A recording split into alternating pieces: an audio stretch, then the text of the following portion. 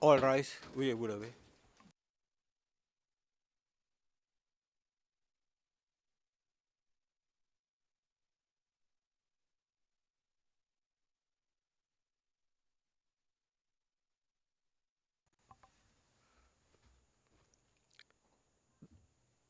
The International Residual Mechanism for Criminal Tribunals is now in session.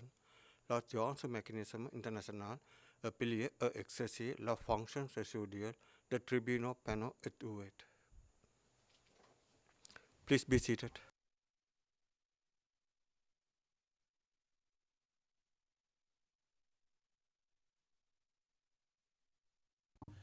Good morning to everyone. Bonjour à tout le monde. Monsieur le greffier, veuillez citer l'affaire. Bonjour, Monsieur le Président. Il s'agit de l'affaire IT 0369P. Le procureur contre Jovica Stanisic et Franco Simatovic.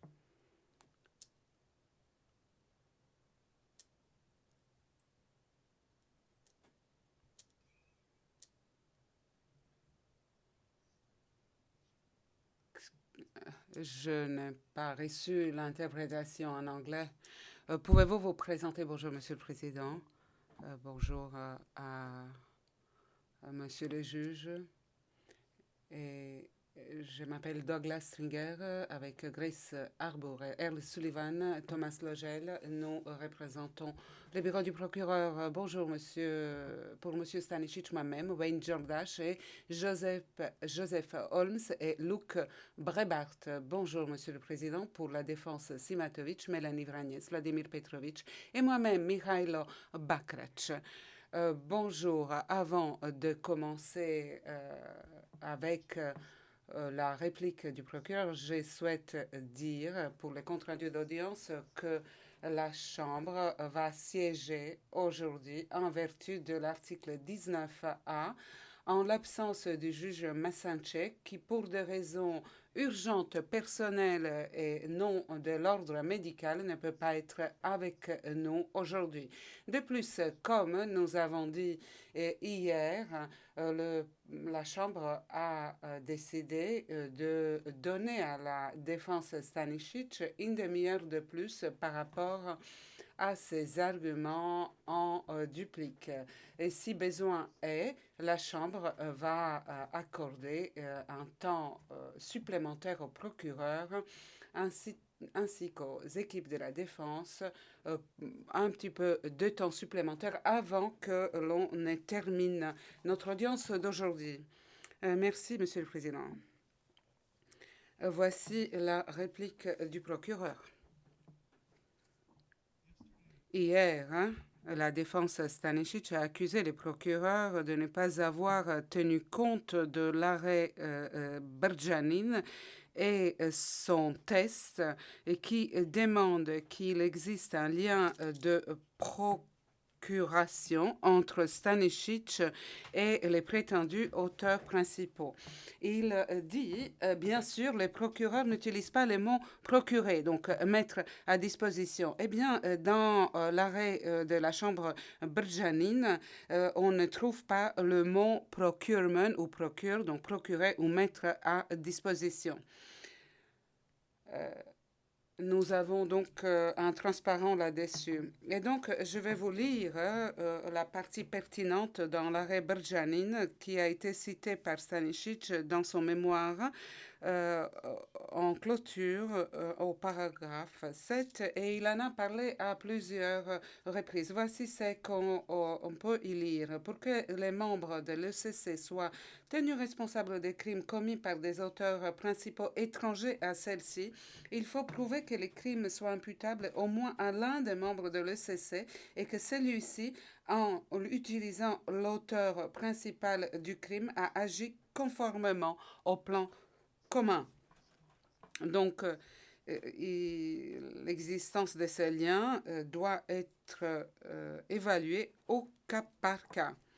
Le mot procurer a été utilisé par contre dans le jugement de la Chambre de première instance dans l'affaire Krajisnik au niveau du paragraphe 883 de 1082 et 1086. Cependant, dans l'arrêt de l'affaire Krajisnik, paragraphe 260 3.6 confirme que ce terme ne constitue pas un nouveau critère et qu'il ne s'agit pas d'avoir un niveau de preuve supplémentaire et que donc les standards correspondent aux standards dans l'arrêt Berjanin. Comme je l'ai dit dans les mémoires du procureur, les moyens de preuve prouvent au-delà de tout doute raisonnable que les accusés et les autres membres de l'ECC ont utilisé les auteurs principaux pour commettre les crimes.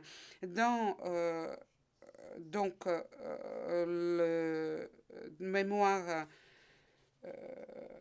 en clôture, on peut lire Stanisic et Simatovic ont contribué à l'ECC en utilisant les unités et les agents de la DB.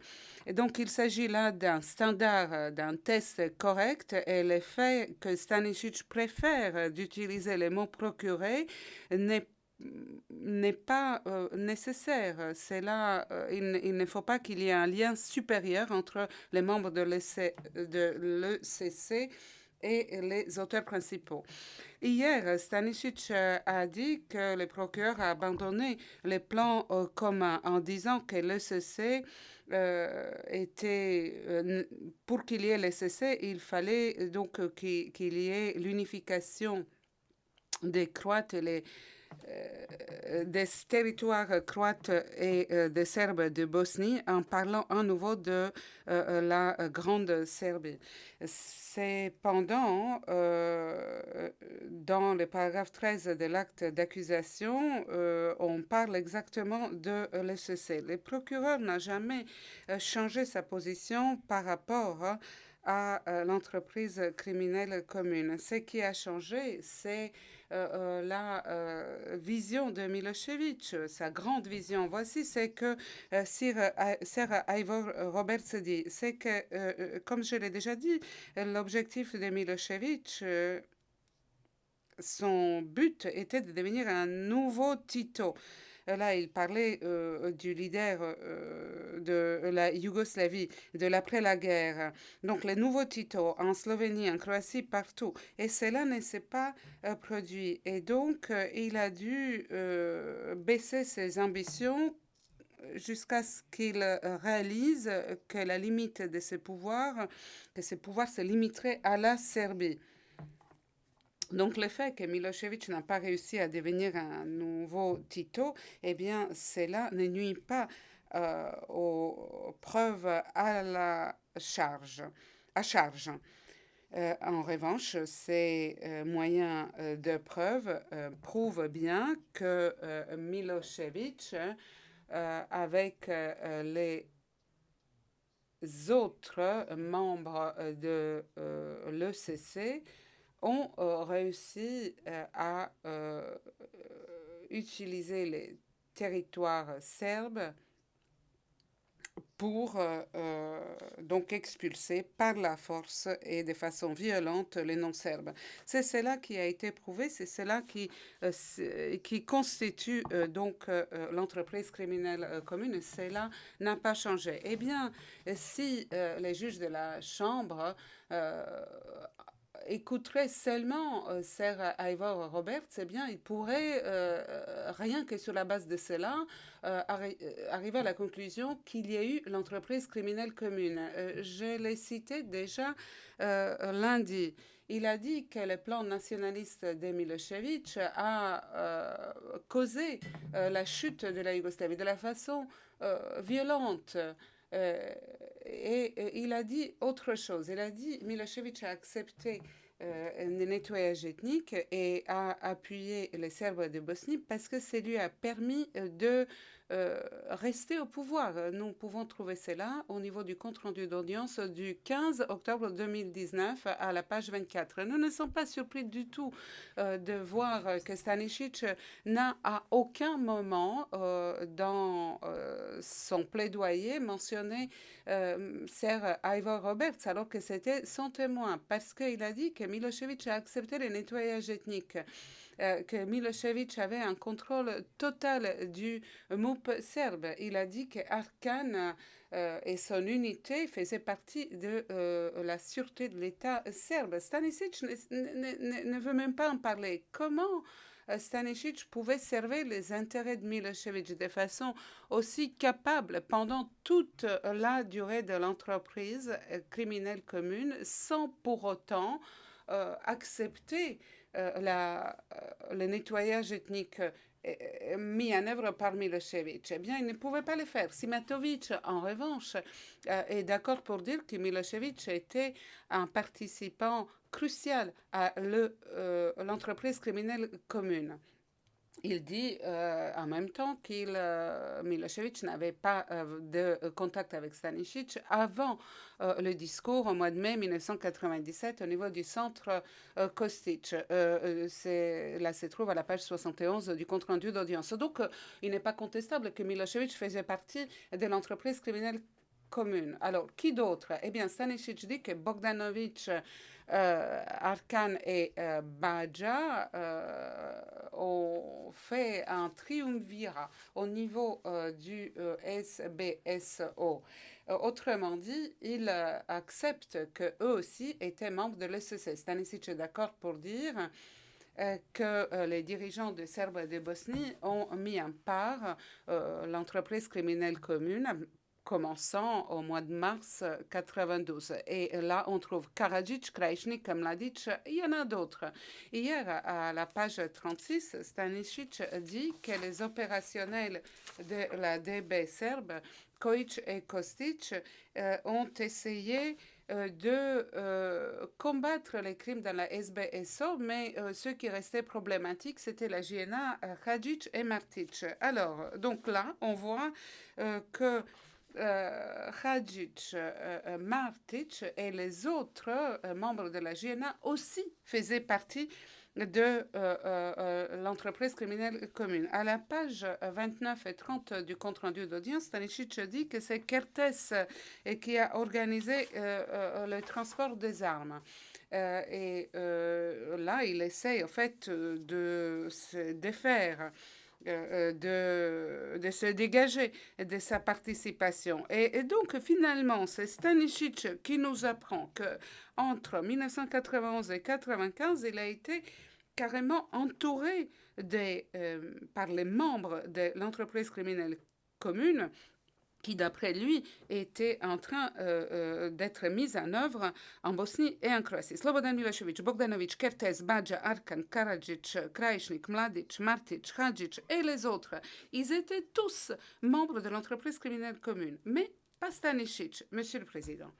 Eh bien, vous devez tenir compte de la totalité des moyens de preuve. Vous devez tenir compte des mots et des actes de Ivica Stanisic au cours de cette période qui a duré 4 années, la période de la durée de l'entreprise criminelle commune. Vous devez tenir compte de l'apport continu de Stanisic et de la DB alors que les crimes étaient en train de se produire pendant des années. Vous devez tenir compte des actes des subordonnés de Simatovic et de ses unités comme de Bojovic et de Mijatovic. Nous vous demandons, Monsieur le Président, Monsieur le juge, de tenir compte de cet appui permanent de Stanisic alors qu'il servait la politique et il suivait les ordres de son supérieur hiérarchique qui a utilisé, comme l'ont confirmé les témoins de Stanisic, il a donc poursuivi le nettoyage ethnique. Alors, Stanisic, maintenant, essaye de s'isoler de tout cela, mais cela ne fonctionne pas. Tout simplement, cela ne fonctionne pas. Ce qu'il essaie de dire, c'est d'accuser tous les autres, tous ceux qui sont autour de lui. Il va même plus loin. Hier, il a continué à accuser Franko Simatovic et les autres membres de la DB serbe, les accusant des actions et activités qui se seraient déroulées sans qu'ils les sachent. J'en ai parlé déjà lundi dans mon réquisitoire. Hier, à la page 62, Stanisic jette les blâmes sur Simatovic du fait que les criminels tels que notoires comme Tsirni, Lugar et Debeli ont été envoyés encore une fois à Bosanski Shamatz. À la page du compte-rendu d'audience 40-41, il accuse les procureurs de faire des allégations incroyables concernant les autorités des Jure en disant que c'est Stanisic qui a envoyé Simatovic à Golubic pour y créer un camp. Voici ce que Stanisic dit. Les procureurs acceptent que les statuts de jure peuvent mettre en œuvre une relation de travail et cela se voit le mieux dans la période entre le mois d'avril jusqu'en août 91 en Croatie.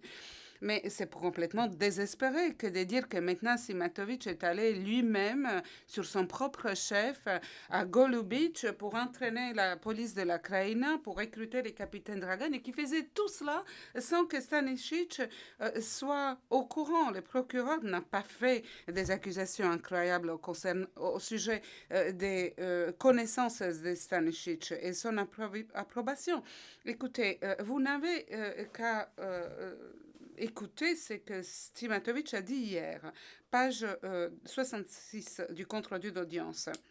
Voici ce qu'il a dit. Concernant les opérations de la SDB entre 1991 et 1995, on peut clairement dire que ces opérations ont été définies en respectant l'hiérarchie, en respectant les rôles, les règles, la discipline, les rapports clairs entre différents niveaux d'autorité et ceci s'appliquait à tout le monde en partant d'un opérationnel de base jusqu'au chef du service. La structure même du service, son organisation, la façon dont elle a dont le service a été contrôlé, la façon dont le reporting se faisait, ne laisse pas de place pour des activités autonomes, indépendantes, privées, à quelque niveau que ce soit. Chaque opérationnel de la DB, il n'y a pas de preuve qu'il y ait eu aucun opération de la DB qui agissait de façon indépendante. La SDB est la dernière des institutions étatiques où il aurait été possible d'agir de façon indépendante. Je dois dire que le procureur est tout à fait d'accord avec cette affirmation. Stanisic a essayé d'accuser tout le monde, ceux qui sont ses supérieurs hiérarchiques ou bien ses subordonnés. Il affirme qu'ils se sont baladés pendant 4 années sur leur propre chef en participant au nettoyage ethnique, eh bien, ceci n'est pas exact. Stanisic a entièrement participé à l'entreprise criminelle commune. Monsieur le Président, hier, à la page 95 du compte-rendu d'audience, Simatovic a dit que le discours qu'il a fait au niveau du centre Kostic en 1997 n'était pas véridique et que le rôle de la DB décrit dans ce discours était exagéré. Stanisic a dit que là, il s'agissait d'un discours qui ne faisait aucun sens. Il ne s'agissait là que de l'orgueil. Cependant, au niveau de l'annexe B du mémoire du procureur, on corrobore des parties importantes de ce discours. Simatovic dit qu'il y a des parties de ce discours qui ne correspondent pas à l'annexe B sans toutefois préciser de quoi il s'agit. Ce qui est important ici, c'est qu'il a fait une présentation devant le président Milosevic et ceci correspond aux moyens de preuve. C'est corroboré par les moyens de preuve. Vous pouvez trouver cela dans les notes de bas de page de l'annexe B. Simatovic a dit que Dragicevic a écrit ce discours. Mais Dragicevic a déposé, au fin de dire qu'il n'avait pas écrit ce discours. De plus, le témoin Teodorovitch, c'est un témoin de Stanisic, il a dit que même s'il n'avait aucune connaissance au sujet de ce discours, que sur la base des règles de reporting à l'extérieur de la DB, eh bien, c'est Stanisic qui devait donc approuver ces discours avant qu'ils ne soient faits.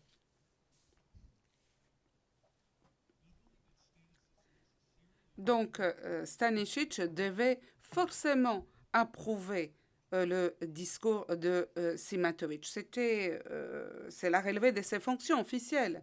Mais par la suite, il a récompensé son unité, il a fait des louanges. Milosevic n'était plus là, il n'était plus dans la pièce. Et donc, vous pouvez très bien voir que ce n'était pas un spectacle destiné à Milosevic. Stanisic, ici, vraiment embrasse le capitaine Dragan. Cela montre qu'ils avaient un rapport proche, cordial. Cela se voit aussi aussi dans la vidéo. Et quand on parle du capitaine Dragan, eh bien, la seule conclusion que l'on peut tirer de l'interview, de l'entretien avec le capitaine Dragan est que Simatovic était en contact avec lui avant que le capitaine Dragan ne se rende à Knin. Nous pouvons regarder encore une partie de cet entretien. Je pense que nous avons donné le texte aux cabines. Ensuite, le capitaine Dragan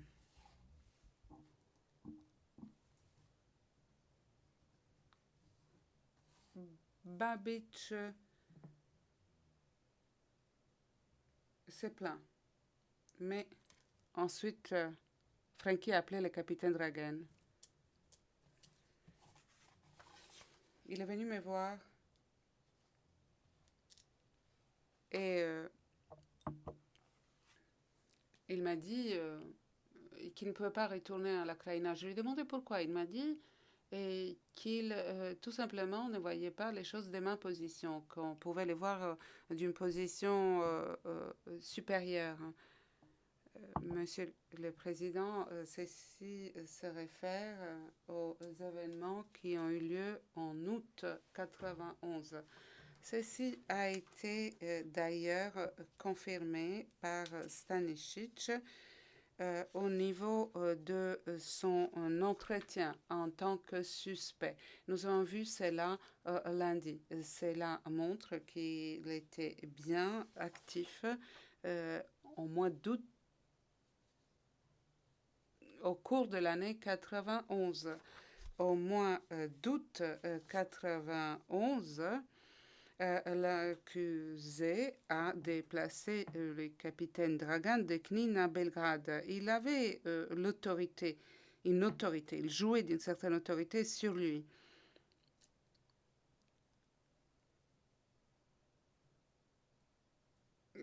Il est incontestable que l'accusé était le chef du capitaine Dragan. Hier, Simatovic a présenté des moyens de preuve pour démontrer que les Scorpions étaient subordonnés directement au commandant de la SVK du 11e corps d'armée, le général Lonchar. Il a dit que lui, ou bien le ministre de la RSK, de la Défense, Mergoud, avait déployé les Scorpions dans l'opération Turnovo.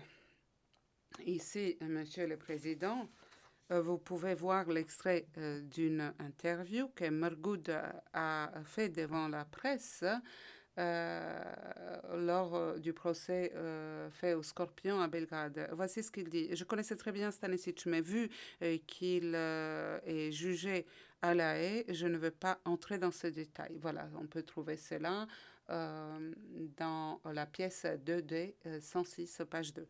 Maintenant, je vous demande de passer à huis clos.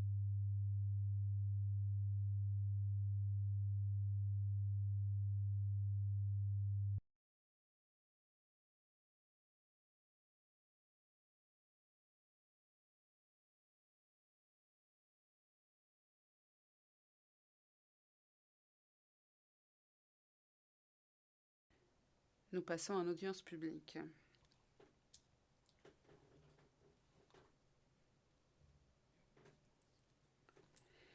Donc, la déposition qui dit que les scorpions ont été déployés par l'armée serbe de la Krajina, eh bien, ce n'est que la moitié de l'histoire. Même si l'ordre est venu officiellement par Mrgoud et par le général Lončar, Stoparić a dit, je cite, c'est le service de la sûreté de l'État de Belgrade qui décidait quand, où et comment.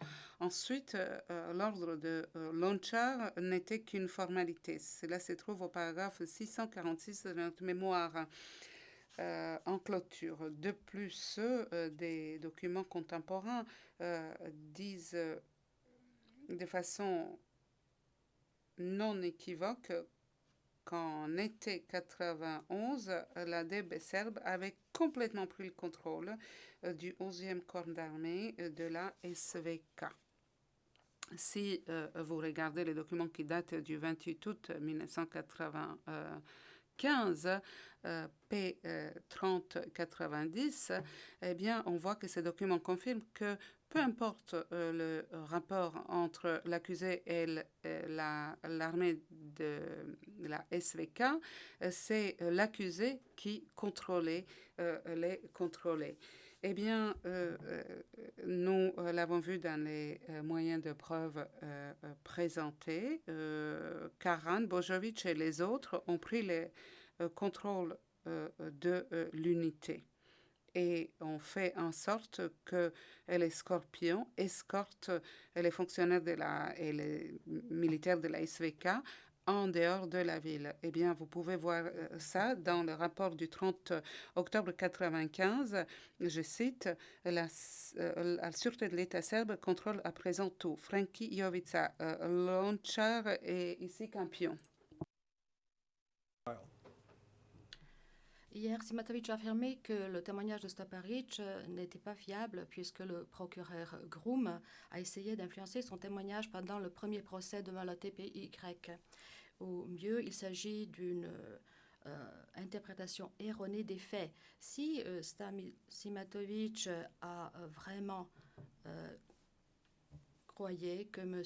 Groom a influencé de façon inappropriée le témoignage de Stoparić, et c'est le mémoire de Simatovic 1368, 1389 à 1391, ils auraient dû contre-interroger ce témoin concernant la question dont il a parlé dans son témoignage devant les juges, mais il n'a pas fait cela, et seulement ils ont fait donc cela en alléguant cela dans le 11e heure du procès pour montrer qu'en fait, cette accusation n'avait aucun contenu, c'est-à-dire que M. Groom a essayé d'influencer le témoignage de ce témoin. D'après Stanisic, il y avait un réseau des camps d'entraînement de la VJ ou de la JNA en Croatie où des milliers d'hommes étaient entraînés, mais, je cite, ces camps d'entraînement n'avaient rien à voir avec Stanisic. C'est ce que le Conseil de défense a dit hier à la page du compte rendu 45. Ce n'est pas la thèse du procureur que Stanisic n'avait rien à voir avec ces camps d'entraînement. Au contraire, ce qui est indiqué en détail dans la section 2E4 du mémoire de l'accusation, c'est que Stanisic, ensemble avec Simatovic et les membres de l'unité sous leur autorité, ont créé un réseau de leur propre camp d'entraînement, des camps d'entraînement de la DB, partout dans la SAO de Krajina, dans la SAO de SBSO, en Bosnie-Herzégovine et en Serbie. Notre mémoire en clôture, paragraphe 266. Bien sûr, ce n'est pas, je cite, logique fin de citation, d'emprunter les mots de Stanisic, page du compte rendu 43, que le chef de la DB serbe qui devait s'occuper de ses fonctions officielles aurait dirigé des camps d'entraînement où les forces serbes étaient entraînées pour se lancer dans des campagnes de nettoyage ethnique. Mais Stanisic a agi bien au-delà de ses compétences officielles, comme nous avons déjà décrit en détail. Et dans ce contexte, il est parfaitement logique qu'il a fait cela, qu'il a établi des camps d'entraînement à cette fin. Et en fait, ces camps étaient si efficaces lorsqu'ils ont commencé à exister qu'il les a multipliés près des cibles du nettoyage ethnique en Croatie, en Bosnie-Herzégovine, pendant la période couverte par l'acte d'accusation. Il n'est pas logique non plus que Stanisic donc a avec fierté montré à Milosevic une carte montrant tous les camps d'entraînement de l'unité pendant la cérémonie au centre de Kostic et dire qu'il n'avait rien à voir, que l'unité n'avait rien à voir avec ces opérations.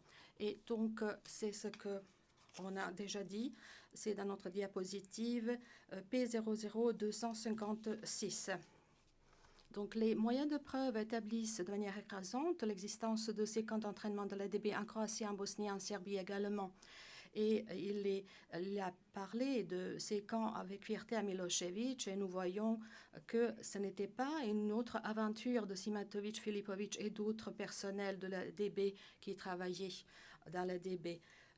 Ce que nous voyons sur ces photographies est que Stanisic donc se fait prendre le mérite avec fierté pour cette contribution et pour la contribution significative de Simatovic concernant la réalisation de l'objectif criminel commun. Stanisic a dit hier à la page du compte rendu 44 qu'il n'y avait pas de base d'entraînement à Korenica et que c'était au mieux un camp de la DB pour un séjour court pour les hommes associés avec Simatovic, y compris Ficha. C'est Dragan Filipovic. Et monsieur le juge, vous avez entendu parler de Dragan Filipovic cette semaine. De plus, donc, à ces moyens de preuve évoqués au paragraphe 268 de notre mémoire, Stanisic donc allègue que cette allégation de Stanisic est réfutée dans la pièce P03417 et vous allez voir cela dans la diapositive. C'est donc la déclaration de Nedeljko Orlic. Il a dit, je cite, donc je suis allé tout de suite à Korenica, c'est-à-dire au camp de Borje avec 5 hommes où je suis resté pendant 3 mois pour l'entraînement sur les lance-roquettes. L'entraînement était donc fourni par les instructeurs qui étaient Franky et Ficho. Fin de citation. Et non seulement il est évident dans ce document qu'il y avait un camp d'entraînement à Korenica, mais également que Simatovic et Filipovic étaient les instructeurs là-bas. Je fais référence à la ligne B50 de notre tableau de moyens de preuve qui a circulé hier et qu'on a donc modifié, où il y avait une erreur typographique concernant la date. De plus, il est tout à fait clair que, et c'est ce qui figure dans notre mémoire et dans nos arguments présentés l'indique, contrairement à l'allégation de Stanisic à la page du compte rendu 46 d'hier, que les activités dans ces camps, en fait, avaient tout à voir avec les activités militaires en Croatie et au-delà. Je vais maintenant passer au nouveau sujet. Hier, Simatovic a essayé de minimiser ses liens avec Mladic et avec Karadzic, page du compte rendu 87 et 88. En fait, dans la deuxième de 2 conversations qu'il a mentionnées, et c'est la pièce P02793 du 28 janvier 1992 entre Karadzic et Kertész, Kertész a décrit Simatovic en parlant à Karadzic en tant que, je cite, notre ami. Et peu de temps après, il a dit qu'il s'agit, je cite, de votre ami. Fin de citation. C'est la page 6 de la pièce mentionnée. Après avoir dit à Karadzic, je cite, « Je suis derrière vous ». Simatovic a dit à Karadzic pour l'assurer, je cite, « Vous êtes l'homme principal ici, docteur, et cette situation va rester en tant que telle. » Simatovic a confirmé qu'ils ont rencontré Karadzic lorsqu'il est arrivé à Belgrade. C'est la page 8 de la pièce P02793. Maintenant, la conversation de ces deux personnes qui ne sont pas reconnues, comme le conseil de Simatovic a suggéré hier. Simatovic a en fait rencontré Karadzic à Belgrade durant le printemps, lorsqu'il a assisté à une réunion à Bosanska Villa où il y avait d'autres personnes présentes, entre autres Krajčnik, Micho Stanisic et Arkan, qui coordonnaient les tâches dans leur zone de compétences respectives. Simatovic a rencontré Mladic 2 fois dans la Bosnie orientale pendant le déploiement pour l'opération de la prise de Srebrenica en mars 1993, mais cela a été annulé au dernier moment. Et c'est au paragraphe 25, 27 à 29 de notre mémoire en clôture, et nous allons parler de cela durant la présentation de nos arguments lundi. Maintenant, je vais parler du Srem occidental et les activités de l'ADB, de l'unité de l'ADB serbe dans cette région vers la fin de 1991. Et maintenant, je vais montrer la diapositive. C'est la pièce P00261, page 5, concernant le dossier personnel de Dragan Olujic à la page 5. Et il a dit, je cite, « En tant que membre de cette unité, j'ai pris part dans des batailles suivantes à Ljubovo, Plitvice, Glina, Kostajnica et dans la zone de la Dalmatie septentrionale. En septembre 1991, j'ai été impliqué à la prise de Babska et Šarengrad, ou plutôt Paizoš. » Monsieur le Président, c'est un extrait du dossier personnel du membre de l'unité Dragan Olujic. Et à la page du compte rendu 48, Stanisic a dit qu'il n'y a pas de moyen de preuve que pendant l'opération au Srem occidental, l'unité a pris avec succès le village de Babska et les installations à la proximité de Paizoš. Dragan Olujic est l'un des membres de l'unité qu'on appelle l'unité en gestation de Stanisic.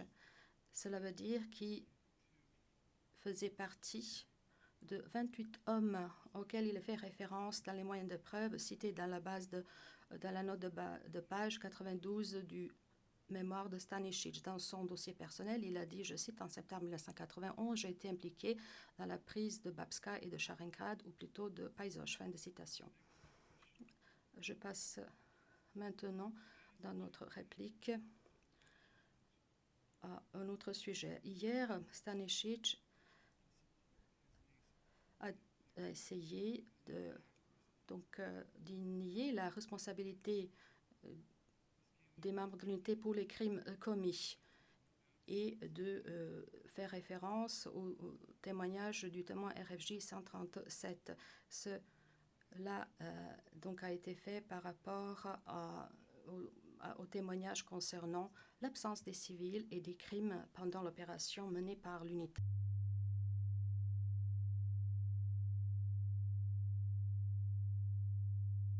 Le président, nous allons revenir en audience publique, clarifier d'audience. Nous sommes en audience publique, Monsieur Stringer. Et donc, il y a beaucoup de choses dans le témoignage de ce témoin sur lesquelles la Chambre peut s'appuyer. Pourtant, dans la lumière de parti pris de ce témoin concernant l'accusé et les membres de l'unité et concernant son intérêt personnel de nier les crimes commis par l'unité, la Chambre doit accorder un poids approprié à son témoignage et le considère avec prudence. Et puisqu'il dénie les crimes commis par les membres de l'unité, cette assertion, donc, certainement, va à l'encontre du poids de tous les moyens de preuve qui parle de l'unité de ses membres et de leur implication dans les crimes pendant la période de la réalisation de l'objectif criminel commun. Maintenant, je vais passer au dernier sujet, Monsieur le Président, pour notre réplique. À la page 107 à 111 du compte-rendu, la défense de Simatovic décrit le rôle du ministre de la Défense de Serbie, Simovic, ainsi que Bjorčević de la JNA, pour ce qui est de l'approvisionnement en armes et d'autres matériels à la garde volontaire serbe.